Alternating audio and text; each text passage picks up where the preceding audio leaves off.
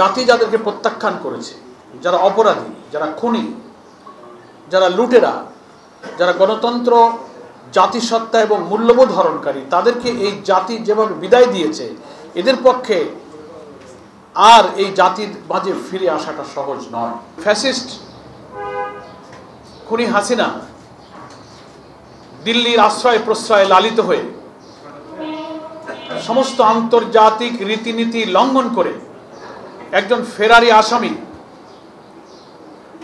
যার ট্রাইব্যুনালে বিচার চলছে এবং আগামীতে তার রায়ের দিন আজকে ঘোষিত হয়েছে, তিনি কি করে গণতান্ত্রিক দেশ বলে দাবিদার আমাদের প্রতিবেশীর আশ্রয় প্রশ্রয়ে লালিত হয়ে তাদের মিডিয়া, তাদের প্রযুক্তি, তাদের ডিভাইস, তাদের টেকনোলজি ব্যবহার করে এই জাতিকে হুমকি দিচ্ছেন এবং প্রধান উপদেষ্টা সহ দেশপ্রেমিক সকল রাজনৈতিক দলের উপরে যেভাবে তার সেই ফ্যাসিবাদী টোনে হুমকি ধামকি দিয়ে এই দেশে অশান্তি অস্থিরতা সৃষ্টির যে সমস্ত পায়তারা করছেন, এটা আমরা খুব বিস্মিত।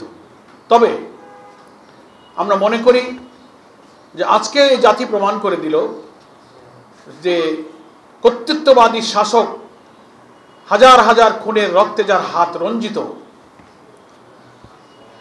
ক্ষমাহীন অপরাধ যে করেছে, ক্ষমার অযোগ্য অপরাধ যে করেছে, এই জাতি তাকে আর কখনো গ্রহণ করবে না। এবং সকল দলের দাবি ছিল যে এই ফ্যাসিবাদী শক্তির কৃত সমস্ত মানবতা বিরোধী ঘৃণ্য অপরাধের বিচার অবিলম্বে ট্রাইব্যুনালে সম্পন্ন করা। বাংলাদেশের 2টা ট্রাইব্যুনালে তাদের বিচার চলছে।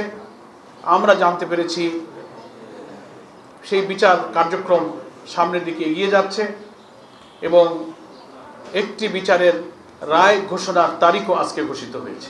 আমরা বাংলাদেশের জনগণকে বাংলাদেশ জামাত ইসলামীর পক্ষ থেকে আশ্বস্ত করছি, রক্ত দিয়ে যারা নতুন বাংলাদেশের স্বপ্নে এখন বিভোর, একটি মানবিক সমৃদ্ধ বাংলাদেশ যারা গড়তে চায়, আপনারা এই জাতিকে মৌলিক এইসব ইস্যুতে ঐক্যবদ্ধ রাখতে সহায়তা করুন, আমাদের পাশে থাকুন।